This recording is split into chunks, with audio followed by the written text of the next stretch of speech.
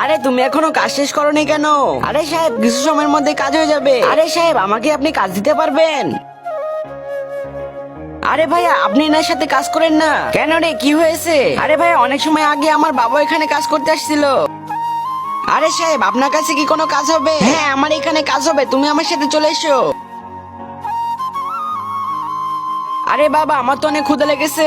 আরে বেটা, আমরা কাজ করতেছি 1 ঘন্টা হলো। এখন যদি মালিকের কাছ থেকে টাকা দিই তাহলে সে তো আমাকে টাকা দিবে না। আরে এই গাছে তো ফল ধরেছে, তাড়াতাড়ি গাছের ফলগুলো নামিয়ে নি। আরে তোদেরকে আমি ফল খেতে রেখেছি। আরে তুই আমার ছেলেকে মেরেছিস, আজকে তোকে অনেক মজা দেখাবো। ইয়া, আরে তুই আমার গায়ের উপরে হাত তুলেছিস, আজকে তোকে মেরেই ফেলবো। আরে বাবা, তোমার কি হইলো?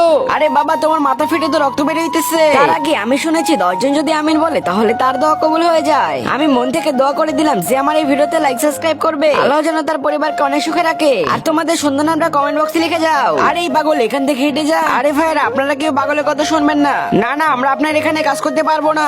আমি আপনার এখানে কাজ করবো না।